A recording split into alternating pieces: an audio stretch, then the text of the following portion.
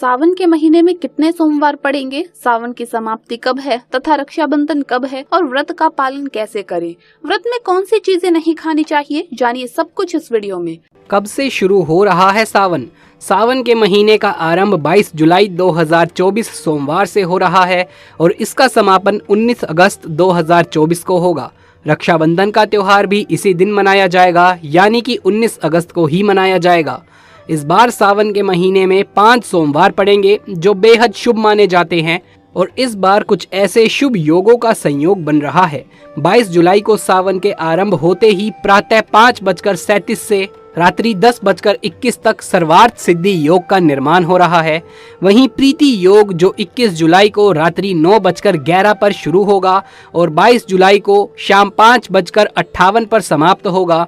तीसरा योग आयुष्मान योग है जो कि 5:58 से आरंभ होकर 23 जुलाई को दोपहर 2:36 पर समाप्त होगा। आइए जानते हैं सावन सोमवार की तिथियां। 22 जुलाई 2024 को पहला सोमवार पड़ेगा, 29 जुलाई 2024 को दूसरा सोमवार, 5 अगस्त 2024 तीसरा सोमवार, 12 अगस्त 2024 चौथा सोमवार, 19 अगस्त 2024 पांचवा सोमवार। दोस्तों, सावन का महीना शिव भक्तों के लिए प्यार की सौगात लेकर आता है। ये वो महीना है जिसे हम प्यार का महीना भी कहते हैं। साथ ही साथ शिव भक्त बड़ी जोरों शोरों के साथ सावन के महीने का बड़ी ही बेसब्री से इंतजार करते हैं। सावन में भगवान शिव धरती पर आकर अपने हर भक्त के घर में वास करते हैं और उनकी सच्ची भक्ति से प्रसन्न होकर उन्हें धन धान्य करते हैं। सावन का हर एक दिन बहुत ही शुभ माना जाता है। हर दिन पवित्र होता है, हर दिन भगवान शिव की पूजा की जाती है, लेकिन सोमवार के व्रत की बात ही कुछ और होती है। दोस्तों, ऐसे में आइए हम जानते हैं सावन के इस पवित्र महीने में कौन सी गलती नहीं करनी चाहिए जिससे कि शिव नाराज ना हो।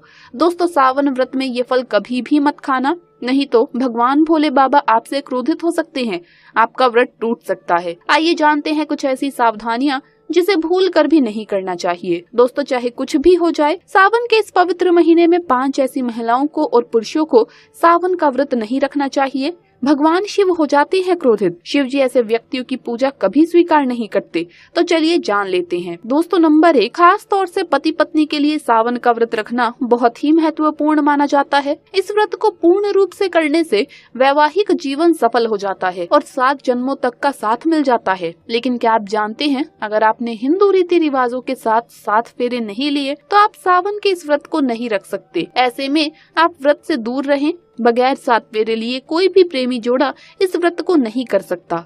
शास्त्रों में इस बात की कतई मनाही है। अगर आपने कोर्ट मैरिज की है फिर भी आप इस व्रत को रखने में सक्षम नहीं है, पहले आप 7 फेरे लें, तभी इस व्रत को भली भांति किया जा सकता है। 7 फेरे लेने के बाद आप किसी भी धार्मिक कार्य में शामिल हो सकते हैं और अगर आप शास्त्रों के विरुद्ध ऐसा करते हैं तो आप पाप के भागीदार बन सकते हैं। नंबर 2, मन में क्रूर विचार। एक दुष्ट व्यक्ति सावन के इस पवित्र महीने से हमेशा दूर रहे। ऐसे व्यक्ति की पूजा कभी स्वीकार नहीं करते महादेव। अगर हम शास्त्रों की माने तो अगर आपके मन में गलत विचार आते हैं और आप दूसरों के प्रति गलत भावना अपने मन में रखते हैं तो आप सावन का व्रत कभी ना रखें। शिव ऐसे व्यक्ति से हमेशा क्रोधित रहते हैं और उनकी पूजा कभी स्वीकार नहीं करते। अगर आपका मन सच्चा है तभी शिव जी आपकी पुकार सुनेंगे। दोस्तों, नंबर 3, तलाकशुदा व्यक्ति को कभी भी सावन के इस पवित्र महीने में शिव जी की आराधना नहीं करनी चाहिए, क्योंकि ये महीना प्रेम का प्रतीक माना जाता है।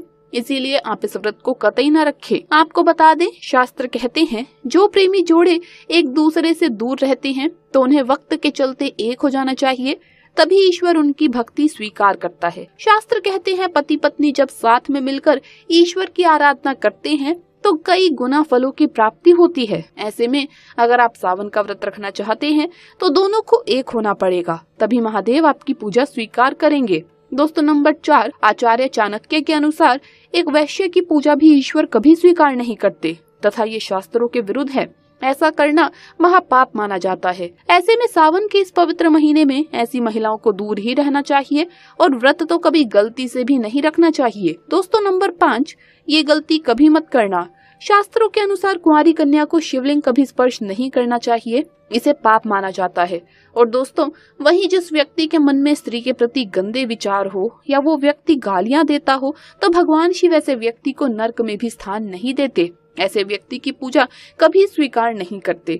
दोस्तों, नंबर 6, कुंवारी लड़कियां इस व्रत को जरूर रखें। अगर पाना है महादेव जैसा पति तो इस व्रत को कुंवारी कन्याएं जरूर रखें। खास तौर से सावन में जब कोई कुंवारी कन्या इस व्रत को भली भांति पूरा कर लेती है तो यकीनन उसे महादेव जैसे पति की अवश्य प्राप्ति होती है। दोस्तों, चाहे कुछ भी हो जाए, भगवान शिव के पास ये 5 चीजें गलती से भी मत रखना, नहीं तो आपका व्रत टूट जाएगा। तो चलिए जानते हैं। दोस्तों, नंबर 1, जहाँ रखा हो शिवलिंग या महादेव की कोई भी प्रतिमा तो वहाँ पर भूल कर भी चप्पल जूते लेकर नहीं जाना चाहिए। जरा सोचिए, जब आपके कमरे में कोई चप्पल लेकर प्रवेश करता है तो आपको कितना क्रोध आता है। इसी कारण महादेव भी आपसे नाराज हो जाते हैं और आपको मिलने वाला फल नष्ट हो जाता है। ऐसे में मंदिर में नंगे पांव ही प्रवेश करना चाहिए, क्योंकि चमड़े की चप्पल हमेशा अशुद्ध रहती है। इससे देव शक्ति नाराज होती है। नंबर 2, अक्सर महिलाओं को मासिक धर्म आ जाता है और वो बिना किसी को बताए पूजा पाठ कर लेती हैं, जो कि शास्त्रों में वर्जित माना गया है। इस समय महिलाओं को जानकर भी अनजान नहीं बनना चाहिए। अगर आपको मानसिक पीड़ा है तो घर के बने मंदिर या बाहर बने मंदिर में कभी प्रवेश नहीं करना चाहिए। इससे देव शक्तियाँ नाराज होकर आपसे क्रोधित हो सकती है। ऐसे समय में शिवलिंग को छूना घोर पाप के बराबर माना गया है। जरा सोचिए, ऐसी अवस्था में जब महिला को बुरा लगता है तो ईश्वर को कितना बुरा लगेगा। इसीलिए महिलाओं को ऐसी अवस्था में मंदिर या घर में पूजा पाठ, भगवान की प्रतिमा को छूना या तुलसी में पानी भी नहीं डालना चाहिए। तुलसी का पौधा भी सूख जाता है जब देव शक्तियां नाराज होती है। तो लाजमी है कि घर में कंगाली और गरीबी, लड़ाई झगड़े होने लगते हैं। ऐसा कभी भी मत करना। नंबर 3, शास्त्रों में बताया गया है कि जहाँ होता है शिवलिंग तो वहाँ पर सभी शक्तियाँ सक्रिय रहती है। अगर घर में है शिवलिंग तो वो व्यक्ति महादेव की कृपा सदैव पा लेता है। वास्तुशास्त्र के अनुसार शिवलिंग से हर वक्त ऊर्जा का संचार होता रहता है। इसीलिए शिवलिंग पर जल धारा हमेशा होनी चाहिए, जो ऊर्जा को शांत रखती है। कुछ लोग अपने घर में शिवलिंग तो रख लेते हैं, लेकिन वो 1 हफ्ते के बाद जल चढ़ाते हैं, जो कि बिल्कुल भी अच्छा नहीं माना जाता। अगर आप जल नहीं चढ़ा सकते हैं, हर रोज या हर वक्त के लिए जल धारा का प्रबंध नहीं कर सकते हैं, तो आप अपने घर में शिवलिंग को स्थापित कभी ना करें, क्योंकि गरुड़ पुराण में बताया गया है इससे उल्टा घर में विनाश होता है। दोस्तों, नंबर 4, शास्त्रों में बताया गया है कि तुलसी और महादेव का बैर माना गया है। इसी कारण तुलसी में शिवलिंग और गणेश जी की प्रतिमा को नहीं रखना चाहिए। कई लोग जाने अनजाने में शिवलिंग को तुलसी में रख देते हैं और घर में परेशानियां आना शुरू हो जाती है। इससे महाशक्तियां क्रोधित हो जाती है। शिवलिंग पर तुलसी भी नहीं चढ़ानी चाहिए। तुलसी में और शिवलिंग में कुछ दूरी होनी चाहिए। दोस्तों, नंबर 5, घर का मंदिर या बाहर का मंदिर, किसी भी मंदिर में ऐसे व्यक्ति को प्रवेश नहीं करना चाहिए जिसने शारीरिक संबंध बनाया हो या उसने मांस खाया हो। अगर आप शारीरिक रूप से गंदे हैं तो मंदिर के आसपास भी नहीं जाना चाहिए। घर के बने मंदिर में कोई कपड़ा आदि डाल देना चाहिए। जरा आप ही सोचिए, क्या आप ऐसी अवस्था में भगवान के पास जाएंगे तो क्या वो आपसे प्रसन्न होंगे? बिल्कुल भी नहीं। वो आपसे क्रोधित हो सकते हैं और आपसे नाराज हो जाएंगे। शास्त्रों में इसे घोर पाप माना गया है। इससे व्यक्ति नरक में जाता है। ऐसा दुष्ट स्वभाव मनुष्य की बर्बादी का कारण माना गया है। ऐसा ना करें। ईश्वर के सामने हमेशा नहा धोकर मन पवित्र लेकर ही जाना चाहिए। इससे सभी शक्तियां आपसे प्रसन्न रहती है। इसके अलावा इस बात का भी ध्यान रखें कि अगर आपने सावन का व्रत किया है तो व्रत में फलों में आपको नाशपाती का सेवन नहीं करना चाहिए, वरना इससे आपका व्रत सफल नहीं होता। तो ये गलती आप ना करें। दोस्तों, चाहे मर जाना, लेकिन सावन में महिलाओं को ऐसे बाल कभी नहीं धोने चाहिए। घोर पाप लगता है। घर परिवार बर्बाद हो जाता है। सावन के इस पवित्र महीने में भूल कर भी अपने केश यानी बाल ऐसे कभी मत धोना। बने बनाए काम बिगड़ जाते हैं। दोस्तों, अगर आप भगवान शिव से प्यार करते हैं तो कमेंट बॉक्स में सच्चे दिल से हर हर महादेव, ओम नमः शिवाय जरूर लिखिएगा। अगर आपने अभी तक चैनल को सब्सक्राइब नहीं किया है तो सब्सक्राइब करके बेल आइकन जरूर प्रेस कर ले। दोस्तों, सावन का महीना बहुत ही शुभ और खूबसूरत महीना है।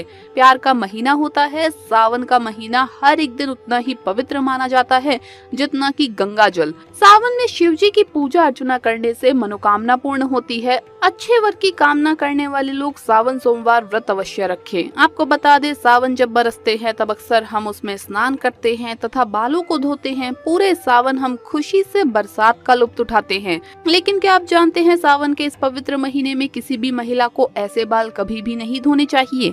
हो जाती है पति की मृत्यु, पति का काम धंधा बिजनेस सब ठप हो जाता है, संतान को मिलते हैं कष्ट। आइए जानते हैं। दोस्तों, आज का विषय है सुहागन महिलाएं किस दिन बाल धोएं और किस दिन ना धोएं। सुहागन महिलाएं ग्रह लक्ष्मी होती है। ग्रह लक्ष्मी यानी कि घर की सुख समृद्धि आप पर निर्भर करती है। ऐसे में सुहागन महिलाओं को कब अपने बाल या फिर सर धोना चाहिए और कब नहीं, ये तिथि और वार पर निर्भर करता है। दोस्तों पहले बात करते हैं तिथि की। अमावस्या, एकादशी और पूर्णिमा के दिन बाल नहीं धोने चाहिए, बहुत ही घोर अनर्थ माना जाता है। ज्योतिष शास्त्र के अनुसार अगर देखा जाए तो अमावस्या, एकादशी और पूर्णिमा तिथि पर चंद्र या तो उच्च या फिर नीच स्थिति में होता है। शास्त्रों के अनुसार चंद्रमा मस्तक को प्रभावित करता है। दोस्तों दूसरा, हमारे हिंदू पंचांग में तिथि के अनुसार ही व्रत और त्योहार मनाए जाते हैं। ये शुभ दिन है, इनके एक दिन पहले बाल धोने चाहिए, ना कि उस दिन पर। दोस्तों अब चलिए जानते हैं वारों के बारे में। किन वारों पर बाल धोने नहीं चाहिए, किन वारों पे बाल आप धो सकते हैं। यहाँ भी आप एक बात ध्यान में रखें कि आप किसी भी वार का व्रत रखते हैं तो उस व्रत वाले दिन उस वार पर आपको बाल नहीं धोने हैं, एक दिन पहले ही बाल धोकर शुद्ध हो सकते हैं।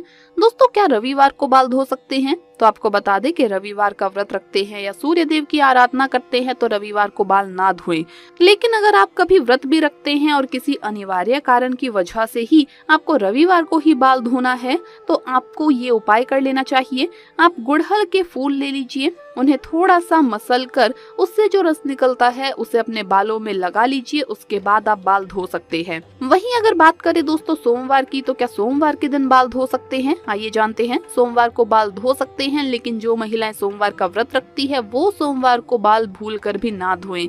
लेकिन किसी अनिवार्य कारण से सोमवार को व्रत रखते हैं और बाल धोने पड़ जाएं तो उसके लिए आप ये उपाय कीजिए।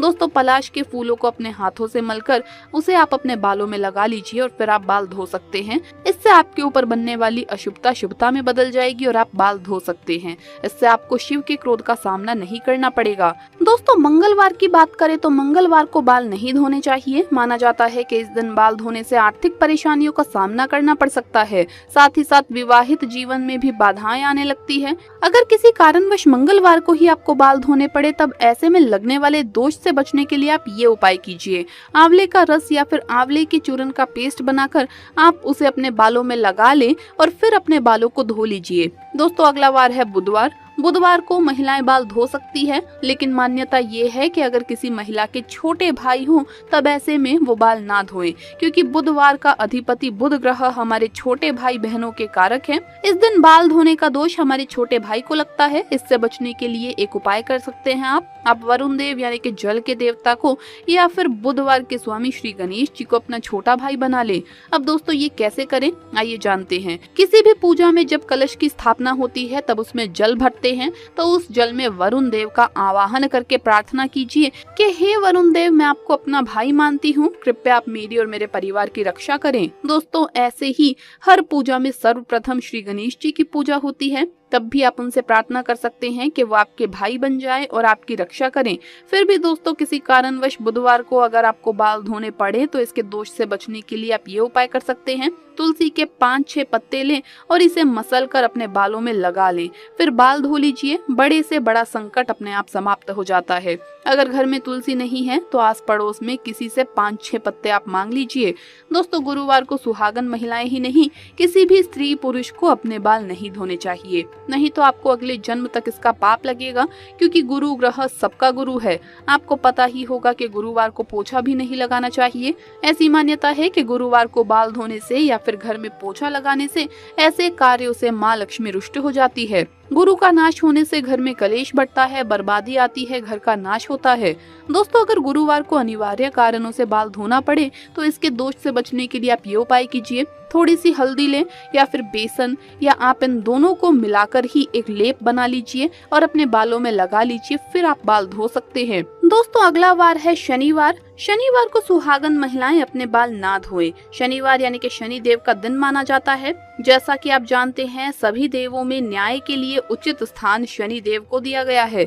शनि देव को न्याय का देवता कहा जाता है। एक तरह से आप इन्हें पूरे ब्रह्मांड का जज भी कह सकते हैं और इसी कारण सभी लोग शनि देव के प्रचंड क्रोध से डरते भी हैं। दोस्तों अगर आपको शनि के प्रकोप से बचना है तो इस दिन आप बाल कतई न धोएं। किसी अनिवार्य कार्य से इस दिन बाल धोना पड़े तो इस दोष से बचने के लिए पहले आप अपने बालों में कच्चा दूध लगाइए, फिर आप बाल धो सकते हैं। बालों में थोड़े से कच्चे दूध का छींटा लगाकर बाल धोने से शनिदेव की बुरी दृष्टि नहीं पड़ती। इसके अलावा भी दोस्तों हम आपसे कुछ जरूरी बातें शेयर करना चाहते हैं, और वो ये है कि सुहागन महिलाएं अपने मांग में सिंदूर भरती है तो शरीर के इस स्थान को यानी कि मांग को गंगा स्थल माना जाता है। तो जब यहाँ पर सिंदूर लगाया जाए तो उसे गंगा सिंदूर कहते हैं।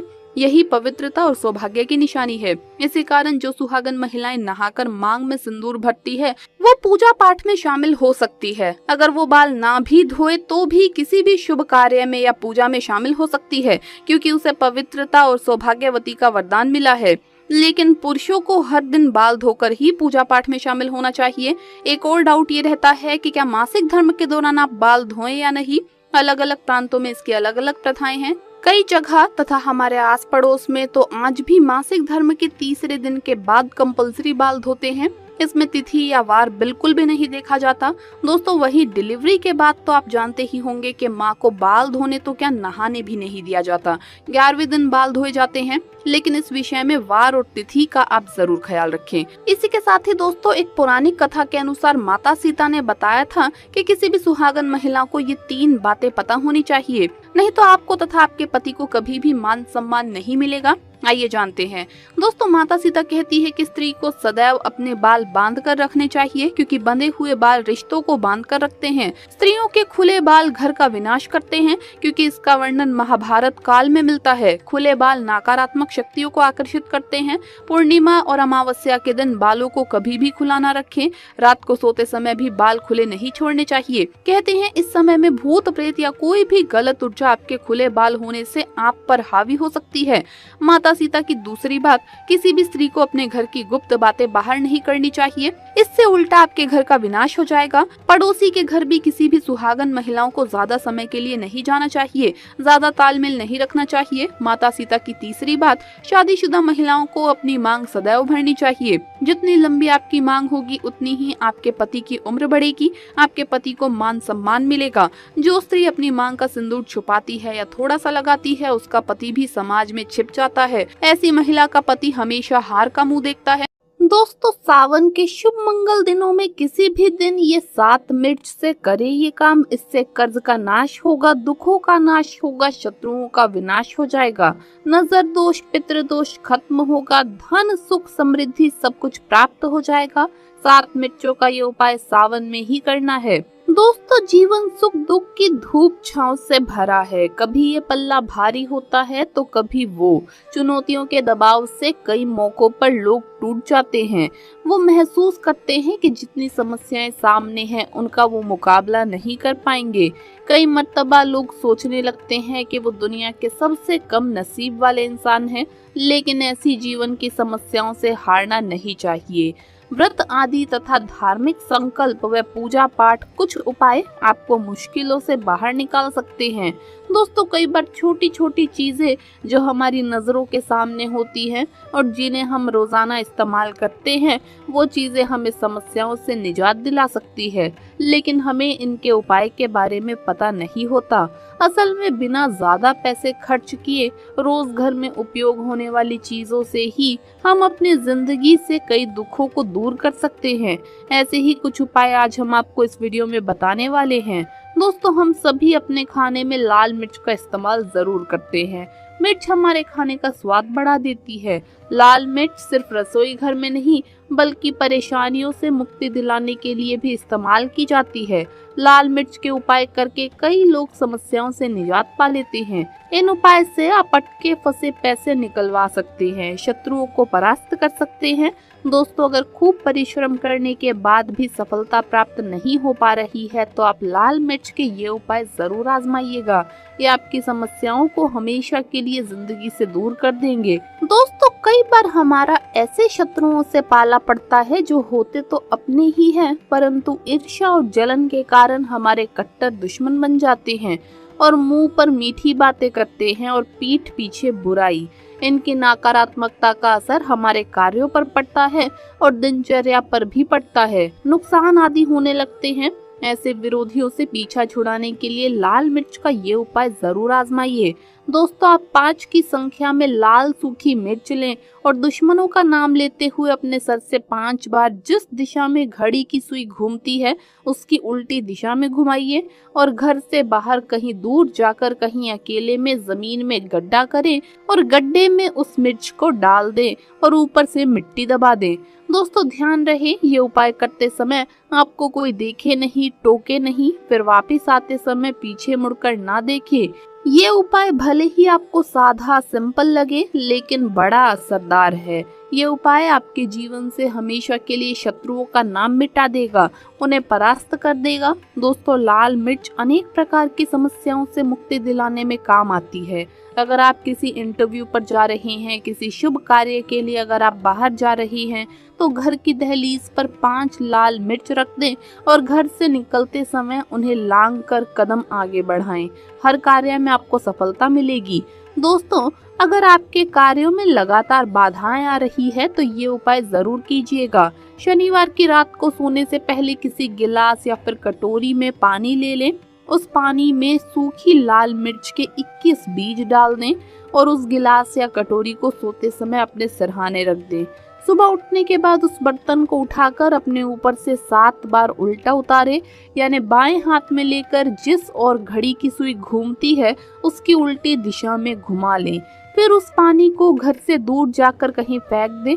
फिर बिना पीछे मुड़े घर चले जाएं। इससे आपके ऊपर छाई नकारात्मकता दूर हो जाएगी, मन आपका बिल्कुल शांत हो जाएगा, दृष्टिकोण सकारात्मक बनेगा और कार्यों में सफलता मिलने लगेगी और विघ्न बाधाएं आना बंद हो जाएगी। दोस्तों, जिंदगी में सबसे बड़ी समस्या ज्यादातर जो होती है वो दरअसल धन की होती है। अगर आपको पैसों की किल्लत सता रही है, धन हाथ में नहीं टिकता, तो ऐसे में ये उपाय जरूर आजमाइएगा। दोस्तों, 7 लाल मिर्च को किसी साफ कपड़े में बांध लें और माता लक्ष्मी का नाम जपते हुए उसे अपने धन रखने के स्थान पर रख दें। आपकी तिजोरी कभी खाली नहीं रहेगी, कहीं न कहीं से धन का आगमन होता रहेगा। दोस्तों, अगर आपको लगता है कि आपके विरोधी या शत्रु केवल आपके पीछे आपकी बुरी बातें ही नहीं करते, बल्कि उनके किए कराए के कारण आपको तकलीफें उठानी पड़ रही है, तो ऐसे में किसी शनिवार की शाम को 5 लाल मिर्च लें, साथ में थोड़ी पीली सरसों के दाने और थोड़ा नमक लें। दोस्तों, अब आप अपने दुश्मन का नाम लेते हुए या फिर जिस किसी के ऊपर आपको शक है कि उसने आपके ऊपर टूना टोटका किया है, तो ऐसे में उसका नाम लेते हुए अपने सर से या पीड़ित के सर से 7 बार घुमा लें और फिर घर से बाहर ले जाकर फेंक दें। अगर आपके ऊपर किसी भी व्यक्ति ने टोना टोटका कराया है तो उसका सारा असर खत्म हो जाएगा, आपकी सारी परेशानियां दूर हो जाएंगी। दोस्तों, बीमारियों से छुटकारा पाने के लिए लाल मिर्च बहुत ही काम आती है। आप 7 लाल मिर्च और फिटकरी और काले तिल एक कटोरी में ले लें। ऐसे में इस कटोरी को आप किसी मरीज के पास रख दें। ये उपाय करने से आसपास की सारी नकारात्मक ऊर्जा दूर हो जाती है। दोस्तों, ऐसे में हर 10 दिन में कटोरी में रखी चीजों को बदलते रहें। जब तक व्यक्ति ठीक न हो जाए इस क्रिया को दोहराते रहें, या फिर आप लाल मिर्च को एक कपड़े में बांधकर मरीज के बिस्तर के नीचे रख दें और अगले दिन उन्हें पानी में बहा दें। ये स्वास्थ्य समस्याओं को दूर करने में बहुत मदद करता है। दोस्तों, अगर आप कर्ज की समस्या से बहुत अधिक परेशान हैं, कर्ज कम होने की बजाय बढ़ जाता है, उसे चुकाने जितनी आमदनी हो नहीं पाती, या फिर आपसे किसी ने उधार या फिर कर्ज ले रखा है और वो व्यक्ति बार बार मन्नतें करने के बावजूद भी धन नहीं लौटा रहा है, तो ऐसे में आप हर सुबह सूर्य नारायण को जल अवश्य दें। दोस्तों, लोटे के पानी में लाल मिर्च के 21 दाने डालकर भगवान सूर्य देव को अर्पित करें। ऐसा आप लगातार 21 दिन तक करें। ऐसे में अगर आप खुद 21 दिन तक ना कर पाए तो आपके बदले आपके घर का कोई भी व्यक्ति इसे कर सकता है। दोस्तों, सूर्य नारायण को अर्घ देते समय आप अपनी समस्या कहे और संकट मोचन की उनसे प्रार्थना करें। आप देखेंगे कि धीरे धीरे आपका सारा कर्ज उतरता चला जाएगा। कहीं ना कहीं से अचानक से ही पैसे का जुगाड़ होता चला जाएगा और आप समय पर बैंकों की किश्त भी भर पाएंगे। और अगर किसी के पास आपका धन अटक गया है तो वो व्यक्ति खुद चलकर लौटाने अवश्य आएगा। दोस्तों, अगर आपकी किसी रोजगार संबंधित कोई समस्या में आप परेशान है, कामकाज ठीक नहीं चल रहा है, व्यापार में लगातार घाटा होता जा रहा है, तो ऐसे में मिट्टी के 3 दीपक ले। इन दीपकों में पीली सरसों, काले तिल, साबुत नमक और साबुत धनिया रखें। हर दीपक में 1 लाल मिर्च डाल दें। इन तीनों ही दीपकों को आप अपने कार्यस्थल पर रख दें। दोस्तों, आपके कामकाज में आ रही बाधाएं, मुश्किलें सब समाप्त हो जाएगी। कारोबार को गति मिलेगी, दोस्तों इसके साथ ही एक काम और करें, बाधाओं को जड़ से दूर करने के लिए लाल मिर्च के 21 दाने लेकर आप एक बर्तन में पानी में डाल दें और उनके ऊपर से इसे 7 बार उतार कर इसे किसी रास्ते पर फेंक दें। इससे आपके सभी कार्य आश्चर्यजनक रूप से पूरे हो जाएंगे, अड़चनें समाप्त हो जाएगी। दोस्तों समस्याओं से मुक्ति दिलाने में लाल मिर्च और लाल मिर्च के बीज बहुत ज्यादा ही कारगर साबित होते हैं और इसके परिणाम भी शीघ्र मिलने शुरू हो जाते हैं। लाल मिर्च बरसों से नजर उतारने के लिए काम भी आती है। अगर आपके घर में कोई व्यक्ति या कोई बच्चा अगर किसी नजर दोष से पीड़ित है तो ऐसे में 7 साबुत लाल मिर्च लें और थोड़ा सा आटा, थोड़ा सा नमक और लकड़ी का कोयला तथा एक हल्दी की गांठ ले लें और पीड़ित व्यक्ति के ऊपर से 5 बार घुमाकर जलते हुए चूल्हे में डाल दें। दोस्तों या फिर आप किसी और जगह पर इसे जला दें। इससे नजर दोष हमेशा हमेशा के लिए उतर जाएगी, पीड़ित पर हुए सारे बुरे प्रभाव खत्म हो जाएंगे। दोस्तों वहीं अगर आप और आपके अपने लगातार बीमार पड़ रहे हैं और ऐसे में बीमारियां भी पीछा नहीं छोड़ रही है तो किसी शनिवार की रात को 7 लाल मिर्च, थोड़े से काले तिल और 7 जायफल और फिटकरी के छोटे छोटे 7 टुकड़े ले लें और इन सभी को लेकर एक लाल कपड़े में बांधकर उनकी पोटली बना लें और अपने घर में रख दें। दोस्तों दूसरे दिन सुबह घर से बाहर निकलते हुए भगवान का ध्यान करें, विघ्न निवारण हेतु प्रार्थना करें, बीमारियों से छुटकारा दिलाने की विनती करें और पोटली को किसी पीपल के पेड़ पर जाकर उसकी जड़ों के पास मिट्टी में दबा दें। वापिस आते समय पीछे मुड़कर ना देखें, आपकी सेहत संबंधित सारी परेशानियां खत्म हो जाएगी। एक बार में ही ये उपाय फल देने लगता है, लेकिन याद रहे आप अपनी दवाइयाँ ठीक समय पर लेते रहें और खान पान में सावधानी बरतें। दोस्तों कई बार अचानक ही बुरे दिन आना शुरू हो जाते हैं। किसी का अच्छा चलता व्यापार अचानक से बंद होने के कगार पर आ जाता है। ग्राहकों से भरी रहने वाली दुकान अचानक से खाली रहने लगती है और समझ में नहीं आता कि क्या किया जाए। तब ऐसे में ये उपाय आजमा लें। दोस्तों 7 काली मिर्च और एक नींबू ले लें। अब इसे काले धागे में पिरो लें। अब इन्हें अपने कार्यस्थल पर या फिर मेन दरवाजे पर टांग दें और हफ्ते में इसे बदलते रहें। हर शनिवार को बदलते रहें और हर शनिवार को ही ये उपाय करते रहें। दोस्तों इससे आपके कार्यों में आ रही रुकावटें दूर हो जाएगी, आपके व्यापार में लगी नजर उतर जाएगी, हर प्रकार की बाधाओं से आप बाहर आ जाएंगे। फिर से आपके अच्छे दिन आप देख पाएंगे। जब आप द्वार पर ऐसे नींबू मिर्ची टांग देते हैं तो नकारात्मक शक्तियां आपके कार्यस्थल पर प्रवेश नहीं कर पाती। दोस्तों बड़े से बड़े दुखों को मात देंगे ये उपाय। जरूर आजमाइए और अपने कष्टों से निजात पाइए। जिस व्यक्ति पर अगर माता लक्ष्मी की कृपा हो जाए तो उसे धनी होने से कोई नहीं रोक सकता।